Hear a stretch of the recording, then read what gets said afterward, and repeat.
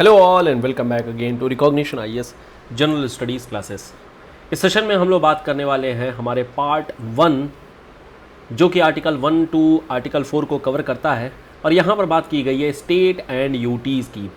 हम लोग देखेंगे स्टेट्स क्या होते हैं और स्टेट को किस तरीके से यूनियन ऑफ इंडिया में इंटीग्रेट करके रखा गया है। यूनियन टेरिटरीज़ क्या होती हैं, टेरिटरी क्या होती हैं और साथ में यूनियन ऑफ स्टेट आखिर में इसका मतलब क्या होता है। शुरू करते हैं फटाफट।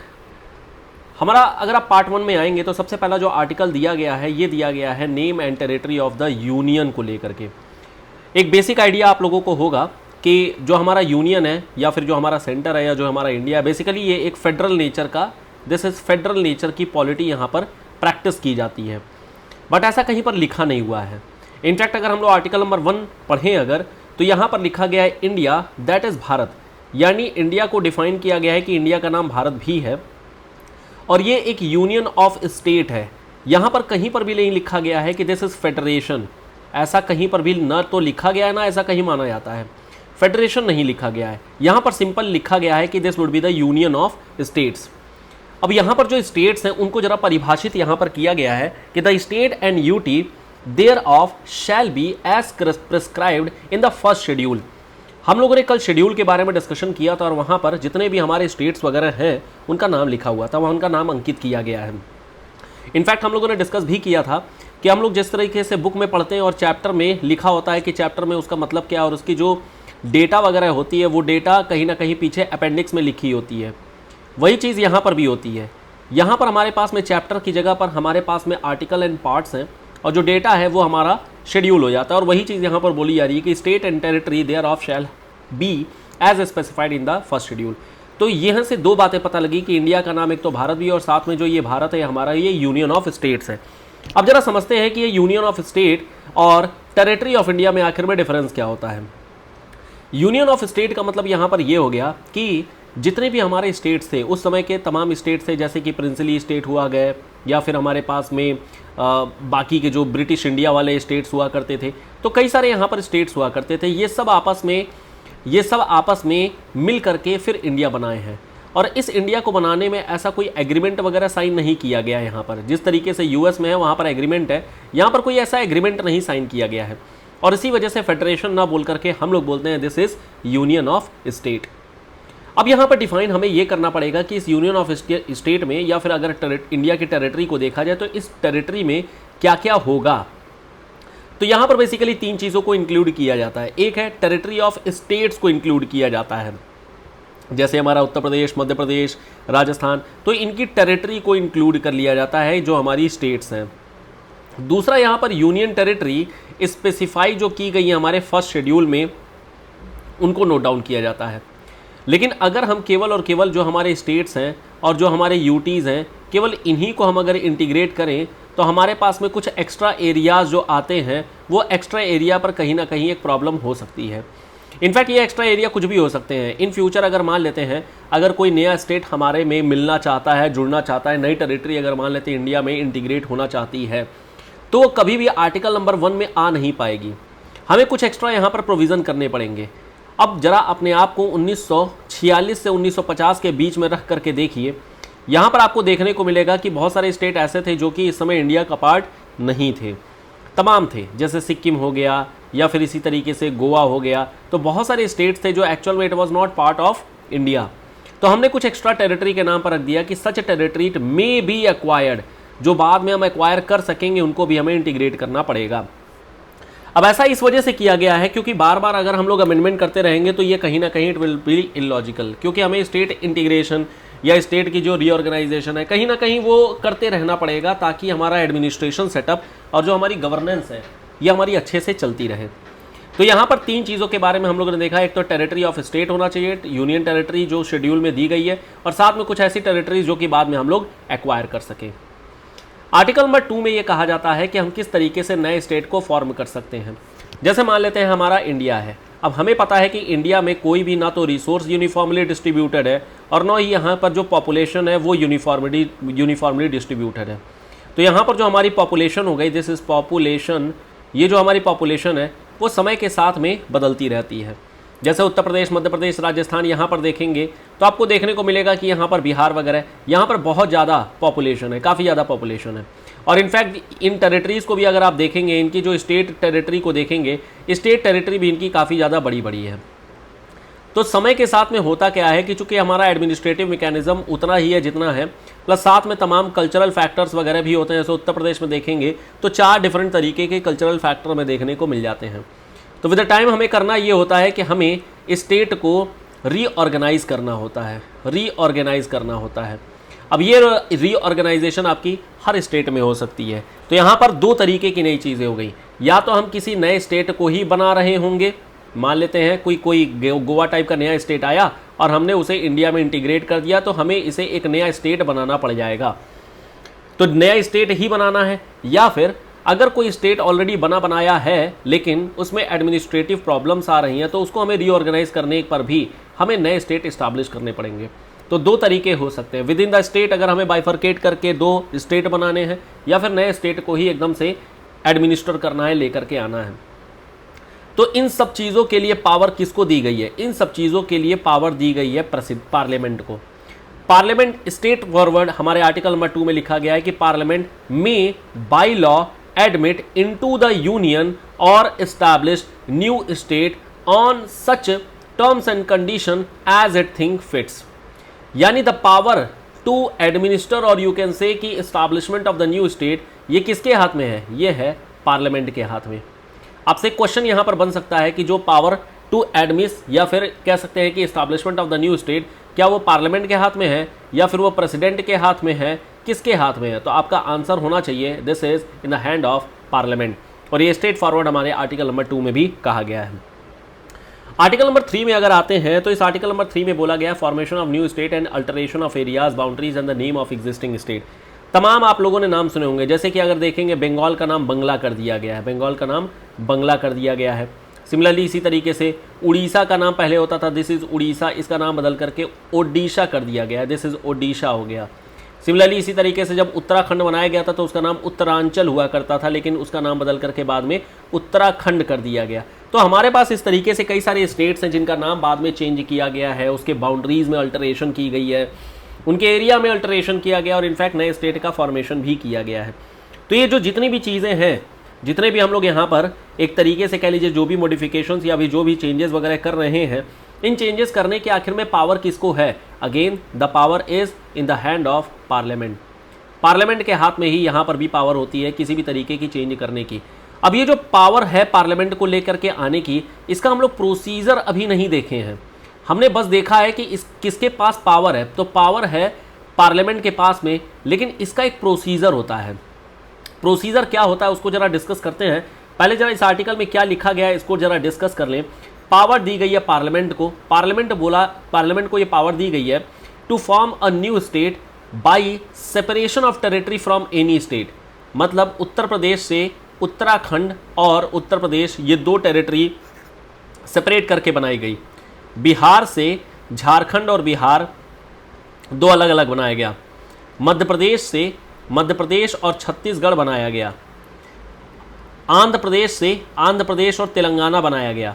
तो ये सारी चीज़ें कहीं ना कहीं सेपरेशन ऑफ द स्टेट से हो रही है bye uniting two or more state or part of the state or by uniting any territory to a part of any state. कल को अगर मान लेते हैं सपोज कि हमें सौराष्ट्र का जो रीजन है, मान लेते हैं सौराष्ट्र का जो रीजन है फिलहाल अभी गुजरात में है, अगर मान लेते हैं इसे महाराष्ट्र के साथ में इंटीग्रेट कर देना है, तो हमें क्या करना होगा? हमें इसके साथ में हमें यूनाइट करनी होगी। तो किसी भी तरीके का अगर आपको चेंज करना है तो parliament will be having the power to change the alteration of the areas. अब यहाँ पर कुछ भी किया जा सकता है, किसी स्टेट का एरिया बढ़ा सकते हैं, किसी स्टेट का एरिया डिमिनिश कर सकते हैं, in fact boundary of the state को भी अल्टर किया जा सकता है या फिर नाम को भी चेंज किया जा सकता है। ये सारी की सारी जो पावर्स हैं related with the state reorganization, इसको बोल सकते हैं स्टेट रीऑर्गेनाइजेशन, नाम भी एक तरीके का रीऑर्गेनाइजेशन ही हुआ। ये सब किसके हाथ में आ जाती है? ये सब आ जाती है पार्लियामेंट के ही हाथ में। नेक्स्ट हमारे पास अगर देखते हैं कि आखिर में क्या आर्टिकल आ रहा है, अब जरा हम लोग बात कर लेते हैं आर्टिकल से पहले कि what is the procedure to change this. आखिर में ये जो प्रोसीजर है पार्लियामेंट से इन सारी चीज़ों को चेंज करने का, ये आखिर में मतलब कि ये चेंज है किस तरीके का। तो सबसे पहले होता ये है कि यहाँ पर एक बिल लाया जाता है, इसको बोलते हैं introduction of the bill. This is introduction of the bill. अब ये जो इंट्रोडक्शन है वो आपकी लोकसभा या राज्यसभा कहीं से भी लेकर के आप आ सकते हैं, कोई दिक्कत नहीं है। तो अब ये बिल लेकर के लाया गया है, चलिए ठीक है। बिल लाने के बाद में अब ये किस हाउस में जा रहा है, या तो ये लोकसभा में जा रहा होगा बिल। अब देखिए किसी भी बिल को पास होने के लिए पहले उस पर डिबेट एंड डिस्कशंस कराने होते हैं। तो लोकसभा और राज्यसभा दो पार्ट होते हैं हमारे पार्लियामेंट के, और पार्लियामेंट में इन दोनों में से कहीं पर भी ये बिल जा सकता है पहले डिबेट और डिस्कशन करने के लिए। लेकिन अब जरा एक बात बताइए, हम लोग बात कर रहे हैं एक इंडिया जैसे पवित्र मंदिर की, जहाँ पर कई सारे कमरे बने हुए हैं, और इस घर का, इस मंदिर का जो हेड ऑफ द स्टेट है वो है प्रेसिडेंट। अब ये बताइए, कल को अगर आपके घर के अंदर के जो कमरे हैं उसको अगर आपको उसके चेंजेस करने हैं, उसके कमरों के जो एरिया है या फिर कमरे का जो भी नक्शा है उसको अगर बदलना है, क्या आपको नहीं लगता है कि यहाँ पर घर के मुखिया से पूछने की ज़रूरत है, हेड ऑफ द स्टेट से पूछने की ज़रूरत है? ऑब्वियसली बिना इससे पूछे कोई भी काम नहीं हो सकता। और इनफैक्ट जितने भी मेजर डिसीजंस होते हैं, जितने भी बड़े डिसीजंस होते हैं, ये सारे मेजर डिसीजंस प्रेसिडेंट से ही पूछ करके लिए जाते हैं। और इसी वजह से इस बिल को, चूंकि ये एक तरीके से घर को, अपने कमरे को चेंज करने का बिल है, तो कहीं ना कहीं वी नीड टू आस्क, हमें पहले प्रेसिडेंट से इसकी असेंट लेनी होती है, प्रेसिडेंट से पहले परमिशन लेनी होती है। तो यहाँ पर परमिशन लेने के बाद में कि हाँ मुझे एक नया चेंज लेकर के आना है, परमिशन लेने के बाद में जो भी यहाँ पर इंट्रोड्यूसर होगा बिल को लेकर के, तो वो लोकसभा या राज्यसभा दोनों में से किसी एक जगह जा सकता है। इस पर डिबेट एंड डिस्कशन होगी, और डिबेट एंड डिस्कशन होने के बाद में, this is debate and discussion, यहाँ पर भी आपकी डिबेट एंड डिस्कशन ऑब्वियसली एक के बाद ही दूसरे में जाएगा। अब यहाँ पर होगा, मान लेते हैं लोकसभा से हो गया पास, राज्यसभा से अगर पास हो जाता है तो फिर ये आगे बढ़ जाएगा। आगे बढ़ने के बाद में अब यहाँ प्रेसिडेंशियल असेंट लग जाएगी, यानी कि प्रेसिडेंट से परमिशन मिल गई है तो अब असेंट लग गई, यानी इनकी भी हामी भर दी गई है, और फिर अल्टीमेटली हमारा एक न्यू स्टेट यहाँ पर बन करके तैयार हो जाता है। हालांकि अब जरा ध्यान देखिएगा, एक जगह से पास हुआ, दूसरे जगह से मान लेते हैं इनकेस अगर रिजेक्ट हो गया, तो देयर इज अ प्रोविजन, एक प्रोविजन होता है जिसको हम लोग बोलते हैं जॉइंट सिटिंग का। तो यहाँ पर एक जॉइंट सिटिंग हो जाती है, और ये जॉइंट सिटिंग हमारी दी गई है आर्टिकल नंबर 108 में, वहाँ से हो जाती है, और इस तरीके से यहाँ पर न्यू स्टेट का फॉर्मेशन हो जाता है। अब जरा एक बात और समझिएगा, हालांकि इसके प्रोसीजर में अभी उतना मत जाइए, क्योंकि हम लोग जब पार्लियामेंट का चैप्टर डिस्कस करेंगे तो वहाँ पर और डिटेल में जाएंगे, तो और बेहतर तरीके से आपको समझ में आएगा कि इन सारी चीज़ों का मतलब क्या है। लेकिन अब जरा ये बात समझिएगा, अगर मान लेते हैं किसी नए स्टेट के बारे में हम लोग नया स्टेट बनाने जा रहे हैं, नया कमरा बनाने जा रहा है, तो क्या हमें ये नहीं पूछना पड़ेगा कमरे के मालिक से भी, मतलब जो कमरा, जिसका कमरा था, क्या उससे एक बार पूछना नहीं सही होगा कि यार ये बताओ तुम्हारे कमरे में हम कुछ चेंज करा रहे हैं, क्या तुमको कोई आपत्ति है कि नहीं है? जो भी कमरे में रहता है, जैसे मान लेते हैं सपोज आप खुद ही सोचिए आपका रूम है, और अगर आपके जो पेरेंट्स हैं आपके रूम में कुछ चेंजेस कर दें, क्या आपको बुरा नहीं लगेगा? आपसे बिना अगर पूछे किया जाए तो ऑब्वियसली बुरा लग सकता है। अब यहाँ पर क्या है कि सेम वही चीज़ स्टेट वालों के साथ भी हो सकती है। जिस भी स्टेट का यहाँ पर चेंज करना है उसके स्टेट लेजिस्लेचर से, यानी वहाँ के विधानसभा से एक बार उससे एक तरीके से कह लीजिए कि उनसे भी सजेशन ले लिया जाता है। सजेशन का मतलब इनकी भी एक से ले ली जाती है कि बता दो भाई तुम्हारा क्या कहना है। पेरेंट्स भी आपकी बात नहीं सुनते, अपने मनमर्जी की करते हैं। यहाँ पर भी वही प्रेसिडेंट की मनमर्जी के ऊपर होता है। ये चाहे तो इस से को, इस सजेशन को मान भी सकते और चाहे तो नहीं भी मान सकते। It all depends on the parliament. ये सारा का सारा जो पावर है वो पार्लियामेंट को ही दिया गया, और पार्लियामेंट यहाँ पर अपनी चला लेती है। तो ये बात समझ में आ गई किस तरीके से हम नए स्टेट को लेकर के आते हैं। What is the procedure for the you can से introduction of article 2 and article 3, किस तरीके से हम लोग करेंगे। अब जरा बढ़ते हैं और हम लोग देखते हैं हमारे आर्टिकल नंबर 4 के ऊपर में। जो हमारा आर्टिकल नंबर 4 है, यहाँ पर बोला गया law made under article 2 and article 3 to provide for the amendment of the first and fourth schedule. समझिएगा, फर्स्ट शेड्यूल है और फोर्थ शेड्यूल है। फर्स्ट शेड्यूल में क्या चीज़ बोली गई है? फर्स्ट शेड्यूल में बोला गया हमारा स्टेट और टेरिटरी के बारे में, स्टेट एंड यूटी के बारे में बताया गया है।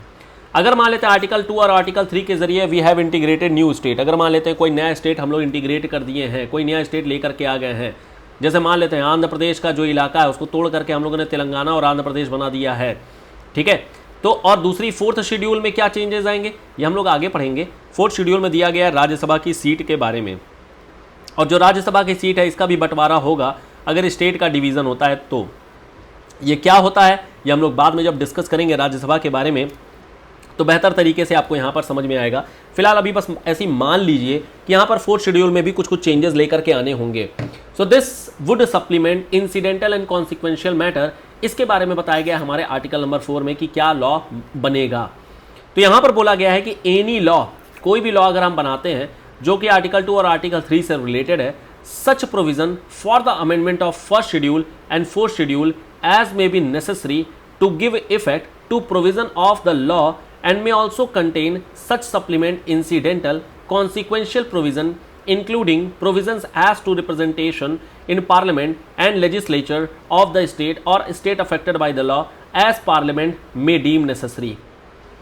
ये पूरी कहानी जो ऊपर लिखी गई है इतनी टेक्निकल लैंग्वेज में, इन सब का कुल मिलाकर के मतलब यही कहा गया है कि आर्टिकल नंबर 2 और आर्टिकल नंबर 3 के थ्रू अगर किसी भी तरीके का चेंज किया जाता है और उस कारण से हमारा शेड्यूल 1 और शेड्यूल 3 में अगर कोई चेंज, शेड्यूल नंबर 4 में कोई चेंज आता है, तो इन सब के पीछे जो पावर डिराइव करने वाली संस्था है वो पार्लियामेंट होगी। यानी parliament has the power to change anything with respect to article number 1, 2, 3 and 4 and schedule number 1 and schedule number 4। तो बस आपको ये ध्यान रखना है, the ultimate power is in the hand of parliament.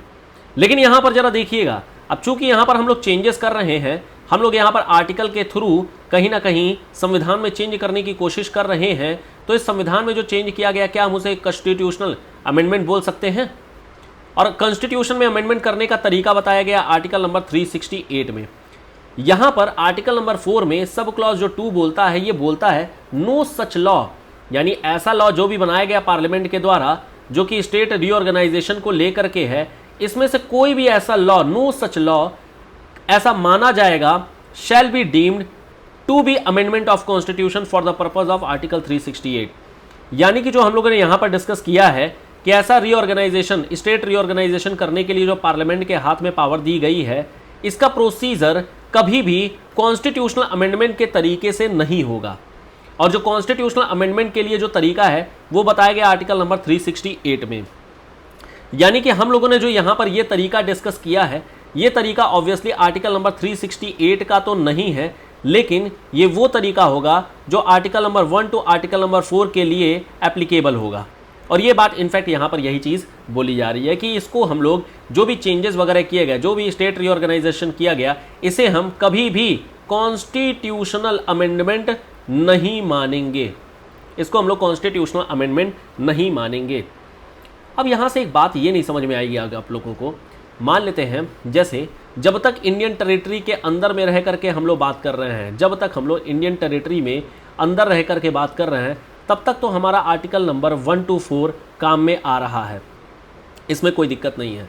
लेकिन कल को अगर मान लेते हैं कि पाकिस्तान में, सपोज मान लेते हैं कि कल को पाकिस्तान में अफरा तफरी, सिविल वॉर हो जाती है और अंत में फाइनली वर्ल्ड के, यूएन के सहमति के बाद ऐसा कहा गया कि इंडिया में ही पाकिस्तान को एनहिलेट किया जा रहा है, यानी इंडिया में ही पाकिस्तान को मिलाया जा रहा है, तो पाकिस्तान के जितने भी प्रोविंसेस होंगे, क्या वो सब के सब इंडिया के पार्ट बन जाएंगे ऑटोमेटिकली? क्या? ऑब्वियसली नहीं। क्यों? क्योंकि article number 1 to article number 4 में ये बात बताई गई है कि कौन कौन सी टेरिटरीज होंगी और उन टेरिटरी में किस तरीके के चेंज हम किस प्रोसीजर के थ्रू कर सकते हैं, और उसमें कहीं पर भी हमारा न्यू टेरिटरी का इंटीग्रेशन कैसे करना है ये नहीं बताया गया है। न्यू टेरिटरी का इंटीग्रेशन करना है ये बात तो हम लोगों को पता चलती है, ये बात इनफैक्ट बताई भी गई है हमारे आर्टिकल नंबर इस 3 में, यहाँ पर बोला, सॉरी आर्टिकल नंबर 2 में ये बात बोली भी गई है कि नई स्टेट, ये हमारा देखिए सी पार्ट कहा गया है, एनी सच टेरिटरी में बी एक्वायर्ड, यानी अगर कोई टेरिटरी कल को हम एक्वायर करते हैं तो उसमें हम लोग इन चीज़ का यूज़ कर सकते हैं। तो पाकिस्तान की टेरिटरी एक तरीके से एक्वायर्ड टेरिटरी हो गई, ये हम लोगों को मिल गया। अब हमें जो भी चेंजेस लेकर के आना है उसके लिए क्या कोई प्रोसीजर बताया गया है क्या? आंसर इज नो, कोई प्रोसीजर नहीं बताया गया है।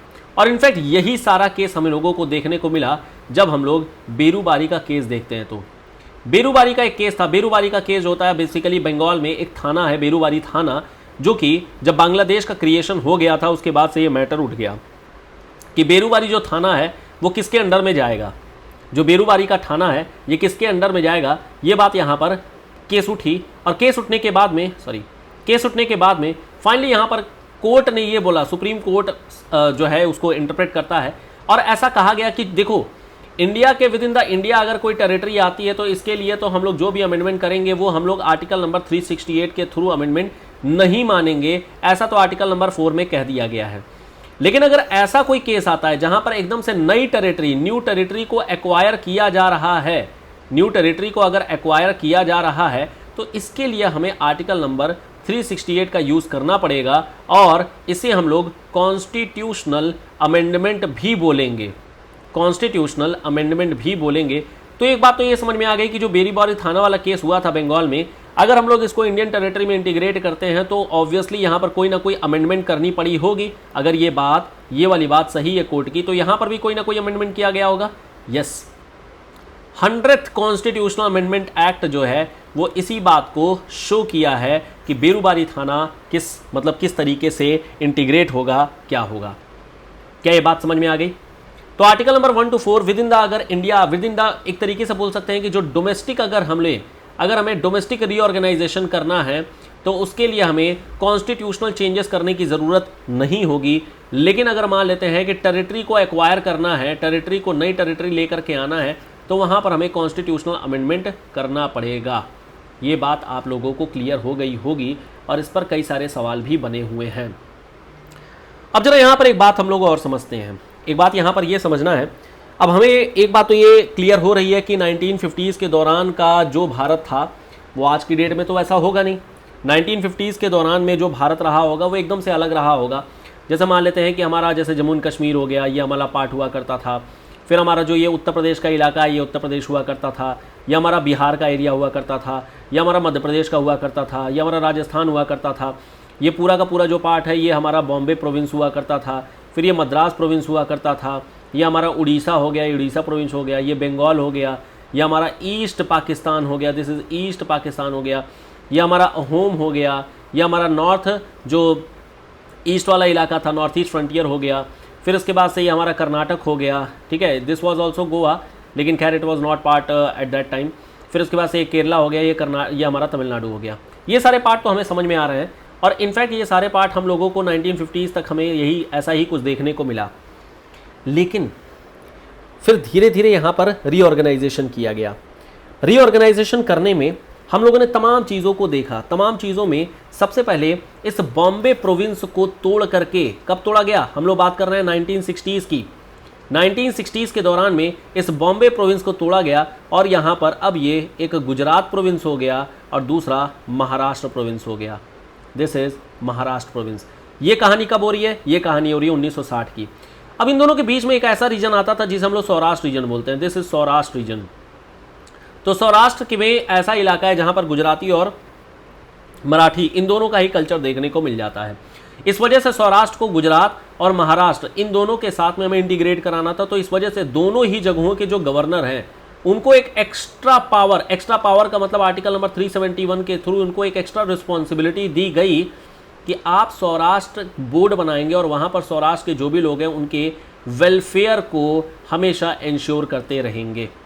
तो ये सारी कहानी जो चल रही है वो 1960s के दौरान की ही चल रही है। बॉम्बे प्रोविंस से गुजरात और महाराष्ट्र को अलग अलग कर दिया गया। फिर अल्टीमेटली 1960s के दौरान में, दिस इज 1963, 1963 के दौरान में अब यहाँ पर जो नॉर्थ ईस्ट का एक इलाका है नागालैंड को इंटीग्रेट कर दिया गया हमारे इंडिया में। फिर उसके बाद से 1966 के दौरान में, 1966 के दौरान में अब यहाँ पर जो पंजाब प्रोविंस है, ये इतना बड़ा पंजाब जो प्रोविंस है, इसको अब डिवाइड किया गया दो फॉर्मेट में। एक हमारा पंजाब हुआ और दूसरा हमारा बन गया हिमाचल प्रदेश, और इनफैक्ट यही साथ ही साथ में हरियाणा भी बना दिया गया।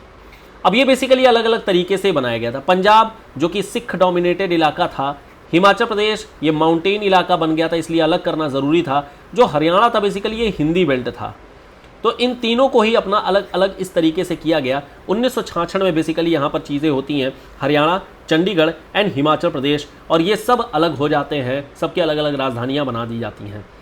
तो हम लोगों ने सबसे पहले देखा 1960 में जो हमारा गुजरात महाराष्ट्र के इलाके को अलग अलग किया गया। फिर 1963 में हम लोगों ने देखा कि इस समय नागालैंड को अलग अलग किया गया, मतलब नागालैंड को इंटीग्रेट किया गया। 1966 में हम लोगों ने देखा, 3 साल बाद देखिए एक तरीके से हो रहा है, जहां पर पंजाब से हिमाचल प्रदेश, हरियाणा और पंजाब 3 नए स्टेट्स बन गए। 1972 के दौरान में 1972 के दौरान में नॉर्थ ईस्ट में वापस से चेंज आता है और यहाँ पर मणिपुर का इलाका, दिस इज मणिपुर का इलाका, मिजोरम का इलाका और त्रिपुरा का इलाका, this is Tripura, sorry Manipur नहीं, मिजोरम नहीं, मेघालय और त्रिपुरा, इन 3 स्टेट्स को अलग किया जाता है। ये 1972 के दौरान में हुआ था। 1975 में गुजरात को सिक्किम को इंटीग्रेट किया जाता है। 1975 में सिक्किम को इंटीग्रेट किया जाता है। इसको इंटीग्रेट करने में ऑब्वियसली ये हमारा नया टेरिटरी बन रहा है, तो 36th कॉन्स्टिट्यूशनल अमेंडमेंट एक्ट के जरिए ही ये काम किया गया था। क्योंकि नई टेरिटरी ये एकदम से नया आ रहा है, नेपाल के हाथ में था, तो फिर सिक्किम को जब इंटीग्रेट किया गया तो इस समय हमारा एक कॉन्स्टिट्यूशनल अमेंडमेंट करना पड़ा और कॉन्स्टिट्यूशनल अमेंडमेंट 36वां कॉन्स्टिट्यूशनल अमेंडमेंट बना।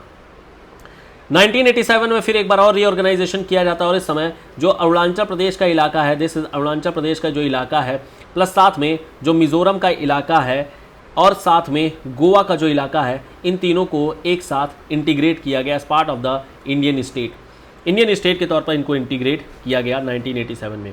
तो 1960 में हम लोगों ने देखा बॉम्बे प्रोविंस टूट करके गुजरात और महाराष्ट्र में बदला। 63 में हम लोगों ने देखा नागालैंड का इलाका। 66 में हम लोगों ने देखा पंजाब का इलाका ब्रेक करके अलग अलग बदल गया। फिर उसके बाद से 1972 में हम लोगों ने देखा जहां पर हमारा मेघालय, त्रिपुरा और दिस वन मणिपुर, ये 3 हमारा बन गया। फिर उसके बाद से 1975 में हम लोगों ने देखा सिक्किम का इलाका बन गया।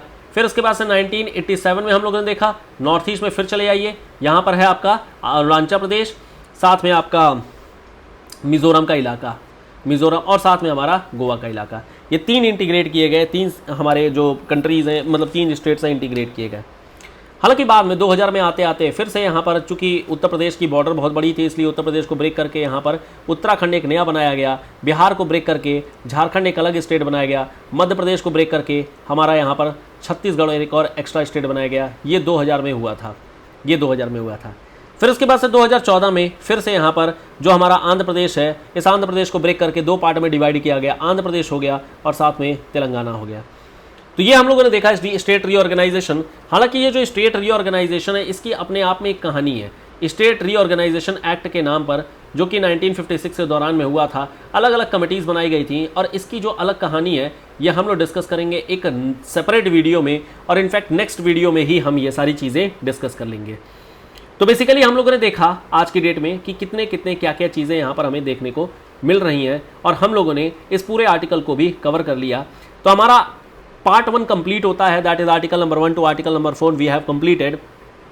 जो डाउट रहेगा पूछ लीजिएगा और बाकी हम लोग मिलेंगे अपने नेक्स्ट क्लास में। नेक्स्ट सेशन में हम लोग बात करने वाले हैं स्टेट रीऑर्गेनाइजेशन कमेटी की और फिर उसके नेक्स्ट वीडियो में हम लोग डिस्कस करेंगे हमारा part number 2 that is citizenship. फिलहाल यहाँ स्टॉप करेंगे, मिलेंगे नेक्स्ट वीडियो में। Till then goodbye, thank you so much, bye bye.